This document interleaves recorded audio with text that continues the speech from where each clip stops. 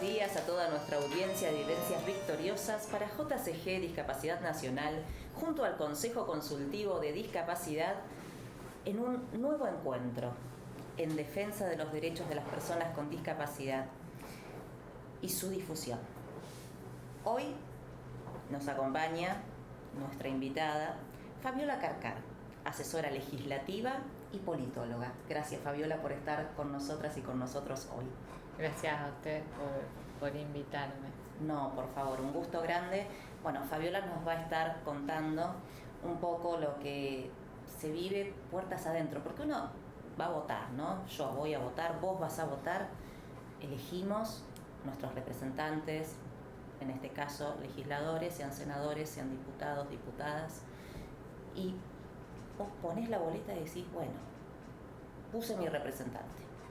Después, ese o esa representante va realizando el trabajo día a día desde su banca, desde su despacho, con su equipo, y de eso vamos a estar hablando un poco, ¿no? De todos los proyectos que tienen entre manos, lo que están trabajando, que tiene muchísimo que ver también con las necesidades de las personas, no solamente de la ciudadanía en general, sino también abocados un poco a la tarea de la inclusión, ¿no? Porque estamos siempre relacionadas y relacionados con el Consejo Consultivo de Discapacidad, con nuestra compañera Mónica Bianchi, y hay mucho por hacer, ¿no es cierto, Fabiola? Sí, desde ya y el Consejo realiza una gran tarea porque ustedes piensen que muchos senadores, senadoras o diputados, diputadas les interesa mucho una temática y son especialistas en esa temática y entonces legislan en eso. Otros no son especialistas, pero sí quieren acompañar y, como dice la senadora Marín Pilati, ser instrumentos al servicio de personas y organizaciones. Entonces, es muy importante la tarea que hizo, que viene haciendo el Consejo, proponiendo medidas, leyes, resoluciones, declaraciones, tanto en la Cámara de Diputados como en la Cámara de Senadores. Porque si no lo proponen ustedes, las instituciones, claro, los senadores no necesariamente están en todas las temáticas, ni entienden de todas las temáticas. Hay temáticas que son muy específicas, el tema de la discapacidad es muy específico, es muy complejo, cada discapacidad es todo un mundo y hay cuestiones que son técnicas complejas, difíciles.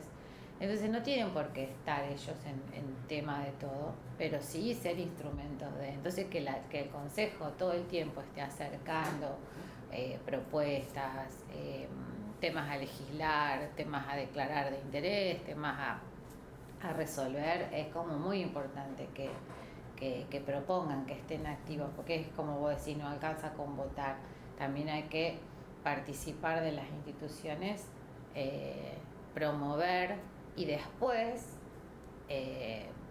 hacer presión para que los temas salgan, claro, porque muchas leyes no salen, porque una vez que un senador o diputado lo presenta, después la Cámara lo tiene que votar. claro. Y la Cámara lo va a votar si ve que hay un grupo grande de personas interesadas en ese proyecto. Entonces es muy importante que las instituciones difundan la necesidad de que salgan. Algunos temas son importantes y otros temas no son importantes, pero es importante que se milite el tema, que se pelee por ese tema, porque si uno no pelea por lo suyo, nadie va a pelear por lo suyo. Y muchas leyes salieron porque había organizaciones presentes en la calle todo el tiempo pidiendo para que la ley salga. Entonces, no basta con proponer, también después hay que movilizarse y demostrar que ese proyecto es necesario y pelear por eso. Las cosas, si no salen naturalmente, no salen porque sí, salen porque hay una necesidad, hay un derecho, hay algo que se está pidiendo y hay que reclamar activamente por eso. Si nos quedamos en nuestras casas sin participar, y las cosas no se consiguen y los pocos derechos que se tienen se van a perder. Que eso también es una gran preocupación, ¿no? Porque estamos ante una situación donde nos vienen a desregular lo que tanto trabajo nos costó regular, ¿no? Sí, es muy preocupante un decreto que anda circulando como versión borradora que dice que cada sistema de salud tiene que de manera independiente fijar los precios de las prestaciones, porque si fuera así, si es cierto que eso va a salir, fragmenta aún más un sistema que ya de por sí tiene problemas. Nadie dice que el sistema de prestaciones no tenga problemas, hay muchos problemas a resolver, pero la solución no es romper el sistema. Y este decreto viene a romper el sistema, porque si cada prestador de salud va a tener que poner los precios por su lado, significa que la comisión de prestaciones va a poner los precios de incluir salud, el PAMI va a poner sus precios y la Superintendencia de Seguro de Salud va a poner los precios de las obras sociales y las prepagas. Y entonces se va a hacer mucho más desigual. Hay muchas prestaciones que se van a cortar y esos son derechos concretos que se pierden. Es una maestra de apoyo menos que tengo, un acompañante terapéutico menos que tengo, es una terapia menos que tengo. Y sería como muy grave. Ya en la época de la gestión anterior esto lo quisieron hacer y no lo pudieron hacer.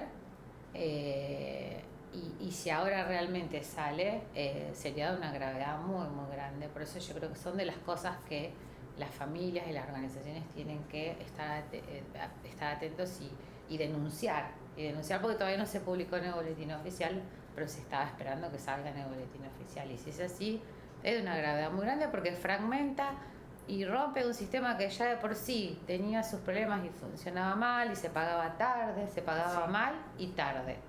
Bueno, con esto se va a pagar mal, tarde o no se va a pagar y cada uno va a pagar lo que pueda pagar. Con lo cual ya sabemos, el que menos tiene es el que más pierde.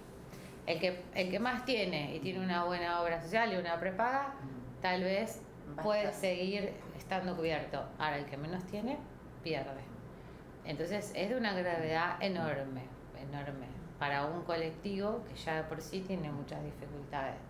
Y en un contexto de crecimiento de la desocupación y de crecimiento de la pobreza. Entonces, que hagan eso en este contexto es de una gravedad muy grande y no debería pasar. Totalmente. Esto tiene que ver con el rumor primero, ¿no? Luego empezó a circular este borrador del proyecto de decreto. Y la verdad que ha alarmado a un gran sector justamente el sector discapacidad, quienes están más relacionados con el sistema prestacional, y las familias y las personas con discapacidad que se van preguntando hasta qué punto me va a afectar o hasta qué punto no.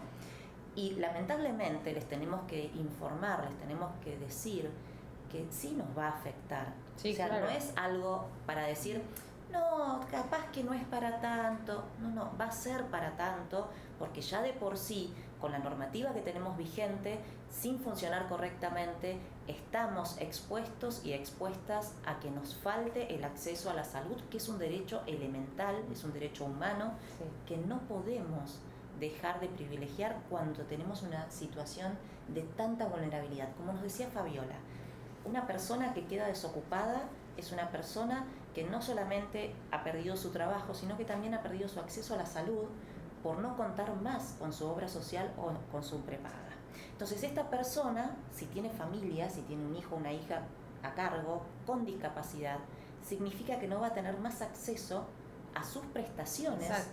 No va a tener más acceso si necesita un acompañante dentro del aula que le provea las facilidades para poder tener su trayectoria educativa, tampoco lo va a tener. Entonces estamos afectando dos derechos humanos vitales, como son la salud y la educación de las personas con discapacidad. No es algo menor y por eso agradezco que lo traigas acá a la entrevista, porque es muy importante. Y no tenemos que dejar que el superávit se cumpla o se logre a cualquier costo. No es a cualquier costo.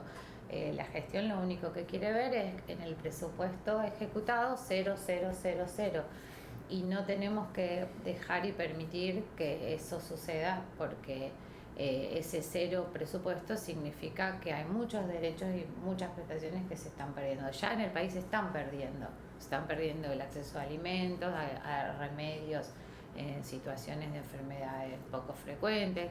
Ya esto lo estamos viendo. Sí. Entonces, si dejamos que esto avance, bueno, también las personas con discapacidad van a perder mucho.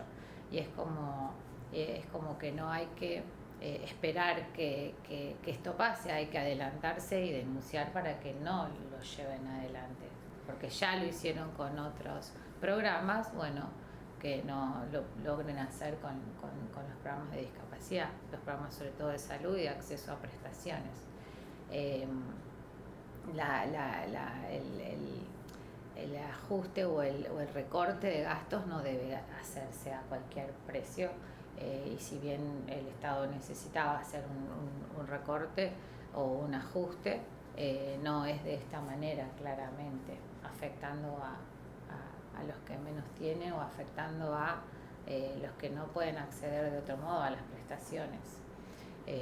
Entonces a las familias, bueno, es momento de que si no se involucraron, ahora se empiecen a involucrar. Además, yo puedo llegar a tener a mi familiar cubierto porque tengo una prepaga, pero en el mismo centro de día, en el mismo espacio, va a haber otros compañeros, amigos, que no van a poder estar. Entonces, si no lo hago por mí, aunque sea lo tengo que hacer por los amigos de mis familiares, que sí se van a ver perjudicados. Seguramente. Veo que también tenés entre manos los diferentes proyectos que están a tratar o que se están tratando o que se van a tratar próximamente. Y bueno, ¿qué nos querés contar de estos proyectos que tienen? Y yo creo que lo más importante es todo el trabajo que se hizo en estos últimos años, gracias al aporte del Consejo Consultivo y de otras organizaciones o de especialistas que trabajan en la temática, que fueron tomando en el Congreso las iniciativas, como fue, por ejemplo, la inclusión, la inclusión de la Convención como jerarquía constitucional. Fue una ley del Congreso que se aprobó y que fue una iniciativa del Consejo. Y también como iniciativa de otros profesionales y que nosotros trabajamos fue la inclusión en el Código Civil y Comercial de la mirada que trae la Convención, de una nueva perspectiva de discapacidad que se basa en el reconocimiento pleno de la capacidad de derecho y en la restricción del ejercicio del derecho, o sea, por primera vez en nuestro derecho, en nuestro marco jurídico, se incorpora la Convención reconociendo que todas las personas tienen el mismo derecho que el resto, que son plenamente capaces, que las personas con discapacidad. Eso no es menor, porque históricamente a las personas con discapacidad no se les reconocía esa capacidad, y entonces por eso se nombraba un curador. El curador o curadora reemplaza a la persona, jurídicamente la reemplaza, al reemplazarla la anula. Entonces no la estoy reconociendo en toda su dignidad, en toda su capacidad. Y el código claramente dice, y lo toma de la Convención, la persona es plenamente capaz. Puede llegar a tener problemas para ejercer ese derecho. La capacidad de ejercicio es lo que se restringe, por eso necesita apoyos. Y esto de los apoyos lo trae de la Convención. Y todo ese trabajo que duró un año acá y que lo hicimos, tuvimos como el apoyo del Consejo, de otras instituciones, y no se hubiera incorporado si no estuviera todo este trabajo de investigadores, de académicos y de instituciones que pelearon por eso. Hoy los proyectos que están como presentados o a presentar son como de menor impacto que ese. No por eso no son menos importantes, pero en este contexto justamente de no presupuesto para algunas cosas, tratamos de no presentar proyectos que impliquen un gasto presupuestario, y son proyectos así como más institucionales, más formales. Hay uno que sí, que es muy importante, que se trabajó muchos años, que es el de accesibilidad a la cultura. Uno de los problemas que tienen las personas con discapacidad es que quieren ir al cine, quieren ir al teatro, quieren ir a un museo, a una visita guiada, y esa cultura, esa película o esa obra no es accesible, porque no tienen audiodescripción, no tienen subtitulados, o no tienen, en el caso de los museos, las visitas guiadas, guías especiales para personas con discapacidad mental o para ciegos. Entonces, el proyecto regula las condiciones básicas de esa accesibilidad a los espacios culturales, llámese cines, teatros, museos, sitios y monumentos históricos, con varias de estas cuestiones, inclusive en los cines con butacas removibles, para que la persona que está en silla de ruedas pueda estar ubicada en un buen lugar en el teatro y en el cine, y no en la fila del fondo, como los ubican siempre, sin posibilidad de disfrutar del espectáculo.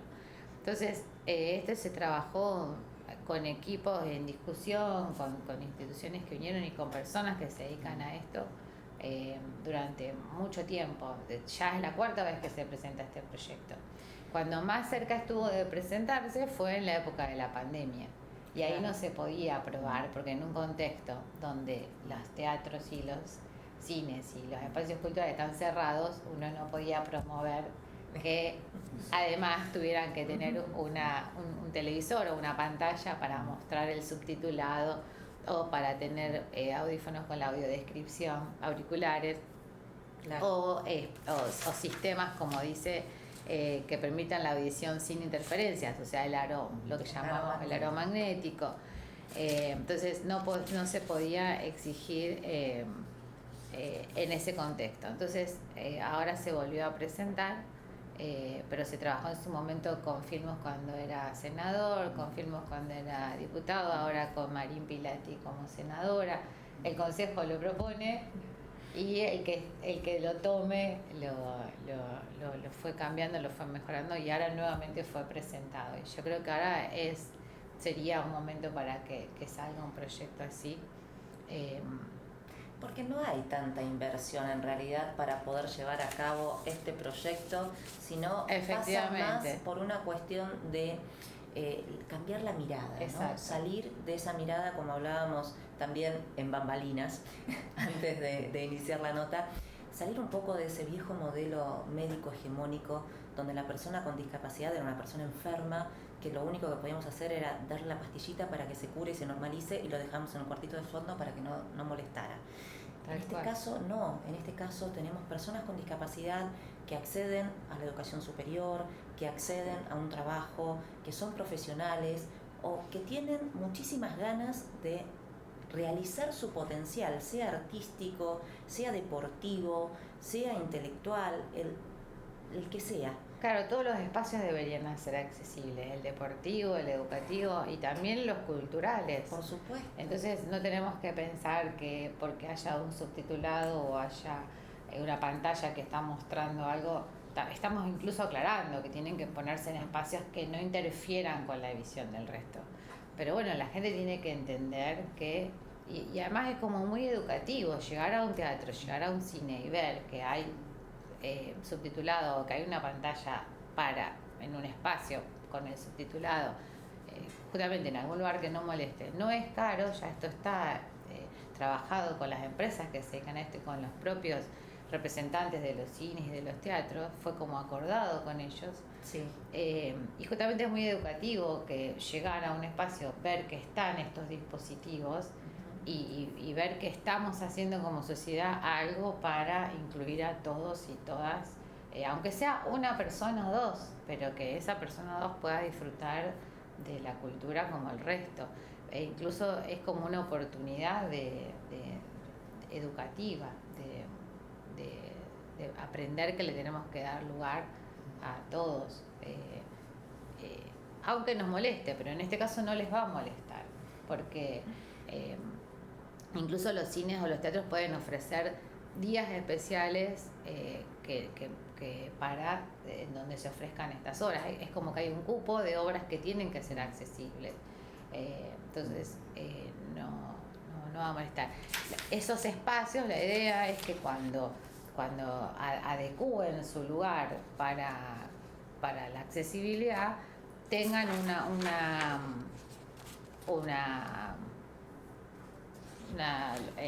un símbolo, un cartel que diga espacio cultural accesible, y dentro del espacio cultural de la C está el símbolo de accesibilidad universal, que es otro proyecto que tenemos para que se presente, que también estuvo a punto de ser presentado. O sea, el símbolo este de accesibilidad universal, que muchos lo conocen, pero otros no.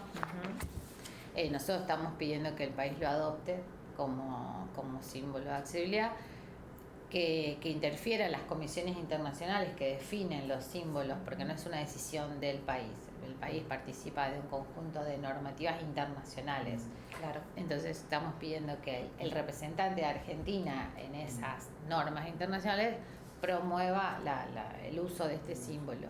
Y en la provincia de Chaco, donde es la senadora Pilati, ya se adoptó, ya se aprobó que es ese símbolo. Entonces, que cambia también la mirada, ¿no? Permiso, lo volvemos a mostrar. Antes, para la discapacidad, teníamos solamente el símbolo de la persona en silla de ruedas, ¿sí? Y la discapacidad no tiene solamente que ver con la motricidad, ¿no? Con la silla de ruedas. En este caso, tomamos el universo de la persona, ¿sí? Tomamos a la persona con discapacidad y todas las posibilidades que le podemos brindar a partir de quitar las barreras que como sociedad muchas veces ponemos inconscientemente, no nos damos cuenta. Pero si tomamos esa posición activa de quitar esas barreras, vamos a pasar a tener no solamente este símbolo, sino también la persona con esta posibilidad de accesibilidad. Sí. Así que bueno, ojalá que... Claro, al tener como 5 círculos, está dando cuenta de los distintos tipos de discapacidad, ¿no? Mental, intelectual, visceral, motriz, sensorial. Todo el universo que tiene que ver con esa diversidad dentro de la discapacidad. Claro. Y que nos damos cuenta que lejos por ahí de ser una enfermedad, si bien hay cuestiones que tienen que ver con enfermedades poco frecuentes, como estabas mencionando antes, sino por ahí hay condiciones, que son condiciones que simplemente con un tratamiento terapéutico y los apoyos necesarios son personas que van a poder llegar a tener una vida lo más independiente posible y lo más plena posible. Entonces, sí, hablando de eso, el año pasado presentamos un proyecto con la iniciativa más nuestra que del Consejo, pero que el Consejo la tomó, que es el de vida independiente. Claro. Y que hay que volver a presentarlo. Debería ser un programa nacional, provincial y local el apoyo a la vida independiente, porque efectivamente con los apoyos necesarios muchos y muchas de las personas pueden vivir de manera independiente y deben vivir de manera independiente porque les hace bien para su crecimiento, para su desarrollo, para su autonomía y para la de las familias.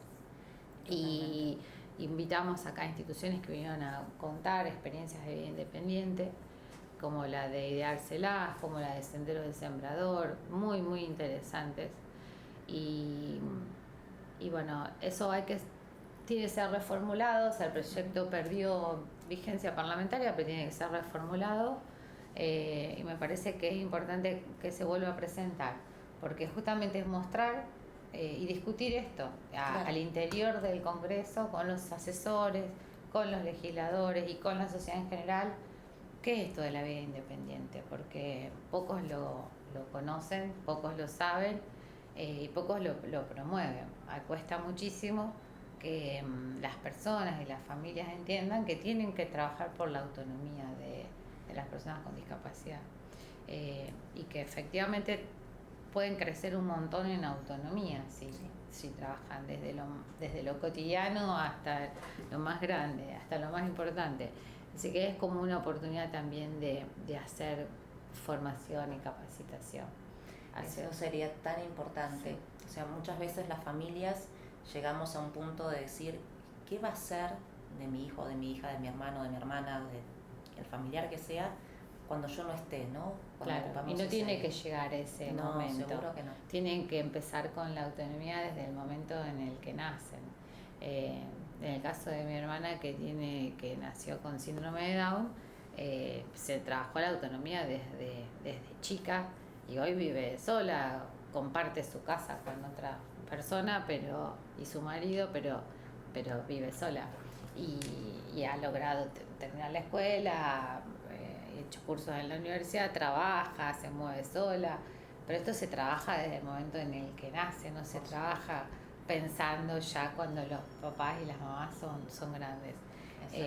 Y el tema del traslado, hay muchas cuestiones que incluso en la ropa que usan, vos lo ves con otras personas con discapacidad que los adultos que están cerca les eligen o les compran la ropa y no tienen como esa autonomía de poder decidir qué me quiero poner. Entonces el trabajar la autonomía es todo el tiempo con todas las cosas. Exacto. Si uno lo incorpora y lo aprende,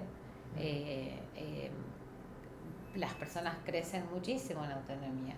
Y la familia también está mejor porque tiene que ver con su dignidad, con su realización, con su felicidad, poder elegir qué hago, a dónde salgo, con quién me junto. Claro.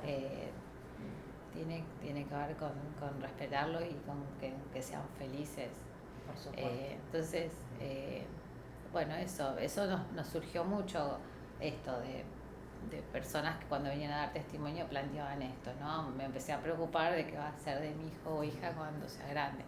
Y no, hay que preocuparse desde que nacen. Exactamente. Por ese tema. Así que ese programa hay que volver a presentarlo como ley, dándole la vuelta a esta que le queremos dar, que no sea una ley implementada desde el ANDI, sino que sea un programa donde Nación tenga parte de la responsabilidad, pero también las provincias y los municipios, porque a nivel local es mucho más fácil llevarlo adelante. ¿Por qué? Porque la municipalidad puede llegar a tener alguna casa o vivienda o puede conseguir donaciones para esto. Entonces se puede por ahí resolver el tema de la infraestructura de la vivienda. Sí. Y la municipalidad puede incluso poner gente que trabaja en la municipalidad a realizar este apoyo. Y no necesita tal vez que el Estado Nacional pague una prestación para la vida independiente cuando los municipios ya lo están haciendo con personal propio. Entonces también se puede pensar, tomar esta experiencia de los municipios que lo están implementando y que el apoyo sea personal municipal, personal de planta o personal voluntario incluso.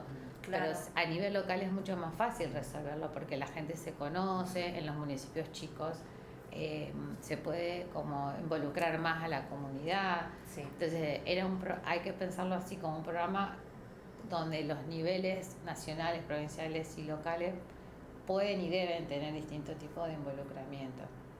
Claro. Además, cuando una persona con discapacidad decide vivir sola o con amigos o con otras personas, todo el barrio y toda la comunidad se tiene que comprometer en eso. También hace a la vida independiente de ellos que la comunidad se comprometa y los apoye como comunidad, como barrio.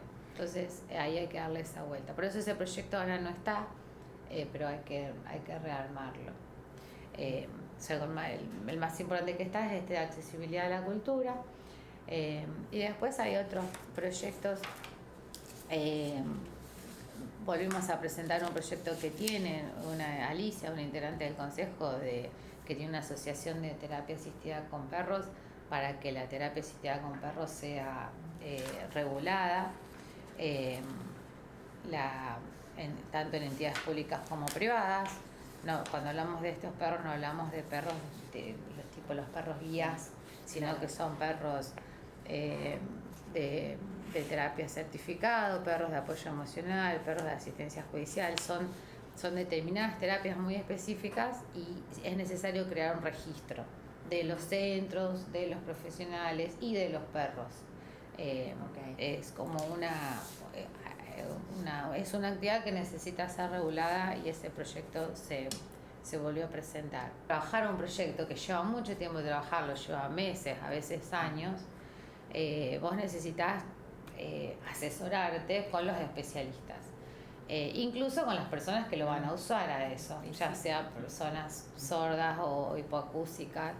Y entonces los queremos consultar y que participen. Y eso hoy no está en ningún lado, el dato de quiénes son. Y queremos tenerlos de todas las provincias. Entonces ya propusimos como resolución que se genere ese registro sobre una base de un registro que ya existe en el Senado, y creemos que va a ser muy útil para consultarlos y para que ellos también puedan proponer temáticas, para hacer reuniones todo lo que se vincula al trabajo legislativo.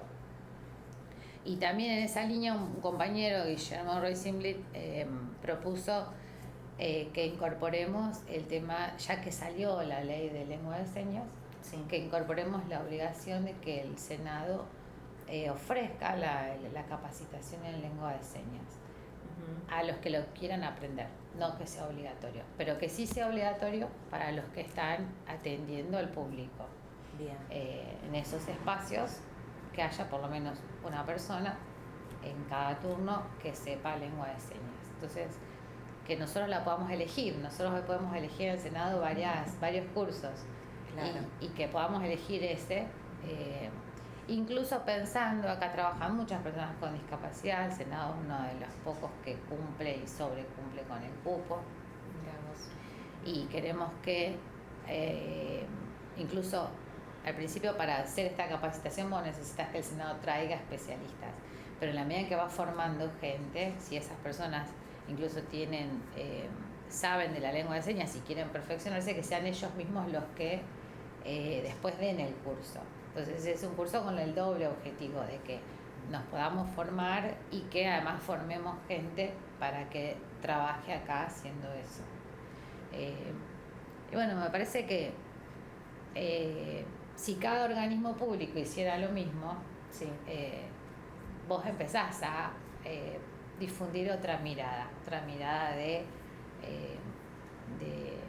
inclusión, de apertura. Imagínate que no sea un problema para una persona que usa lengua de señas llegar al Senado y encontrarse con alguien que le puede interpretar. Bueno, estás dando una señal de que de inclusión, de que justamente no la estás excluyendo. Y si todos los organismos públicos hicieran eso, dentro del Estado estás dando otra señal. Si vos tuvieras eso y tuvieras también todo en braille, también es una señal. Entonces me parece que hay que ir dando pequeños pasos y que si lo hace el Senado, después otros se pueden sumar para hacerlo. Seguramente sería una gran iniciativa porque es verdad, como nos dice Fabiola, muchas veces la persona de la comunidad sorda, si no lee los labios, por ejemplo, se queda totalmente afuera. ¿Por qué? Porque su lengua es la lengua de señas. Entonces dicen, no, pero escribile. No le podés escribir porque no fue a una escuela donde trabajaban con lápiz y papel. Fue una escuela donde trabajan con señas. Su lenguaje normal, su lengua, es la lengua de señas. Entonces, de repente, si va a una institución pública a realizar cualquier trámite, si no encuentra a alguien que pueda hablar con lengua de señas, no puede comunicarse. Y es terrible para la persona no poder decir lo que necesita y para la persona que lo está atendiendo no poder saber en qué lo puede ayudar. Claro, y además el Estado tiene que dar ejemplo en accesibilidad, porque la accesibilidad a los trámites estatales, a los temas, a los debates, en el caso del Senado, es un derecho inalienable y lo tenemos como derecho constitucional. Claro. Entonces el Estado tiene que dar el ejemplo de accesibilidad. No es solamente garantizar la accesibilidad a los espacios culturales, sino que dentro del propio Estado la accesibilidad a la información es básica, a los trámites, a la información, a los debates, a lo que esté pasando. Entonces me parece que hay que empezar por casa, ¿no? Como dice el dicho, y vos no encontrás en todo el Estado que las salas tengan el aro magnético, ni que tengan audio subtitulado, ni que tengan audiodescripción, ni que tengan intérprete en lengua de señas, y lo debería tener el Estado en todos lados. Es verdad. Entonces hay que empezar por casa, si no, no podemos sacar leyes pretendiendo que otras instituciones cumplan con la ley si no empezamos por la propia. Exactamente, eso es un muy buen ejemplo. Y me parece que hay mucho por hacer en el tema, me parece que no hay, digamos, que está todo por hacer en el tema de discapacidad, y que estas cuestiones de accesibilidad a la información son como básicas. Después está todo lo otro, que es cómo me vinculo con una persona con discapacidad, cómo la considero, que tienen que ver con cuestiones más humanas, más de educación, sí, y de preparación a la población para cómo vincular con el otro de una manera inclusiva bueno, y hasta cariñosa, porque siguen generando mucho rechazo, una persona con discapacidad, miedo, por desconocimiento y por desconocimiento y por no compartir justamente muchos otros espacios de la vida comunitaria. Así que nada, me parece que está todo por hacerse, que los temas legales son como los menos importantes, pero si desde una ley o si desde una resolución empezás a dar pequeños pasos, bueno, hay que arrancar algún día, ¿no? Exacto. Todavía no está en la agenda pública el tema de discapacidad. Nunca lo estuvo, creo, en mi opinión, como de manera central. Y algún día tiene que estar en la agenda pública, porque es una señal de democratización, de inclusión, de humanización, o sea, como si vos como Estado incorporaras la temática como de manera central, estás dando una señal muy importante de que el otro te importa y de que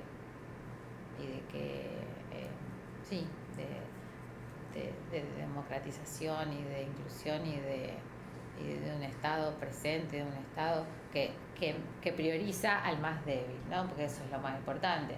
Es un Estado que se ocupa de la discapacidad, es porque se puede ocupar empezó por ocuparse por el más débil, porque hasta ahora siempre estuvieron en desventaja en todos los ámbitos. Es muy complejo para la persona con discapacidad conseguir justamente ese espacio donde se lo trate de igual a igual, donde se lo considere primero que nada persona. Parece tan irrisorio, parece irrisorio, pero primero que se lo considere persona. Luego que se lo considere persona, poder a partir de ese espacio de sujeto, de derecho, decir, bueno, ahora sí, yo soy una persona y como persona tengo derecho a... Conseguir eso, que parece tan básico y tan irrisorio, muchas veces es complejo.